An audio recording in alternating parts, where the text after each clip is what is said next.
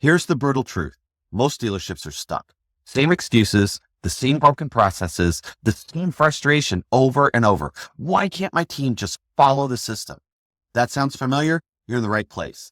Welcome to the Dealership War Room, where I cut through the noise and give you exactly what works. No fluff, no theory, just real strategies that move the needle. Because if you're leading a dealership in today's market, you don't have time to guess. You need to win. Let's go. What if the single most important leadership skill wasn't strategy, vision, or even charisma? What if it was self-awareness? Most leaders that I work with and that I see around, they focus on external factors like market trends or team performance or process improvement. But here's the thing, the greatest leaders that I know, that I've worked with, they all share this belief that everything starts within. You've heard me say repeatedly that in order for things to get better, you need to get better. You don't need a better team, and you don't need a better life, and you don't need a better brand, and you don't need a better market. You need a better you. And one of the core elements of being a better you is self-awareness. This isn't just like knowing yourself. It's about understanding your impact on others. Lee Eddy is a brilliant coach. He's worked in this business for over 20 years. And he has a saying, that, what is it like to live on the other side of me? I want you to ponder that question for a minute. As a parent, as a spouse, and as a leader in business, what's it like to live on the other side of you? Just that. If all that you do is ask that question today, I guarantee you're going to show up better at work and you're going to show up better at home. But it's not just, as I said, knowing yourself. It's understanding your impact on other people. Can you accurately assess your strengths and your weaknesses? And can you cultivate what I would call true self-confidence, the kind that draws people to you and inspires them to be better instead of pushing them away with a sense of ego and arrogance and that sense that you just don't even want to be around people. So let's look at how self-awareness can transform your leadership both at work and at home. Because without self-awareness, all of us are like ships without a compass. And this is why we drift wherever the winds of our moods and reactions take us. How often have you set out to have a great meeting, set the tone on your floor, to take your drive and just make it absolutely shine today, and then boom, you get hit with this reaction where someone said something, you got an email, you got a nasty customer, and immediately your mood was gone.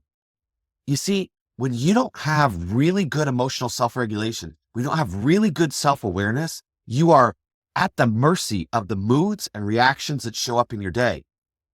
And when you have self-awareness, you get clarity and direction. And most importantly, you have the power to lead with an authenticity and impact that is unknown by most leaders.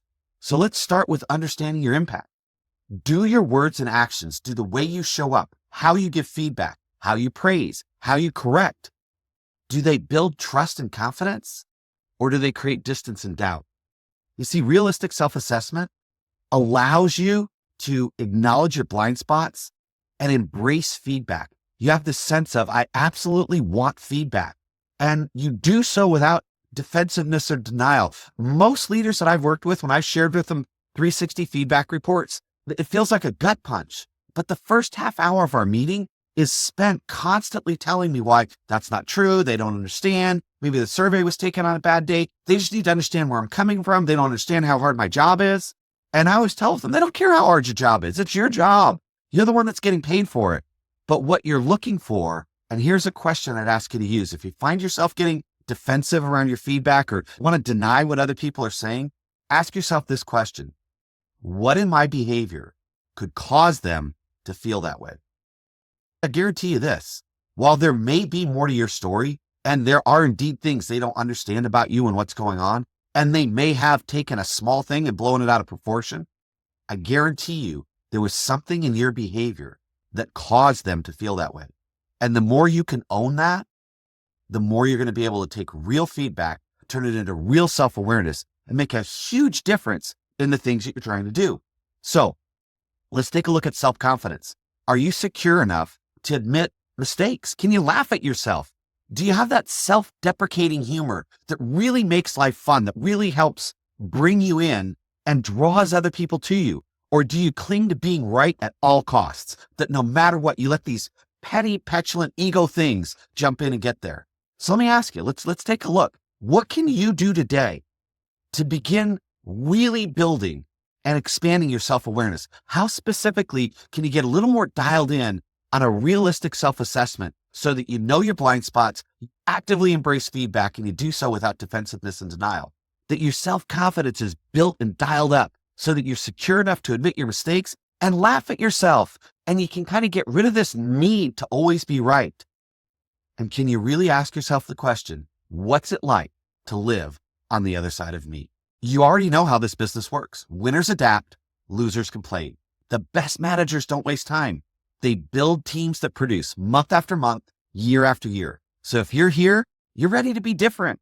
Keep that edge. If this hit home, if you saw some insights in here, share this episode with someone that can use it. And be back here tomorrow, because the moment you stop learning is the moment that you start losing.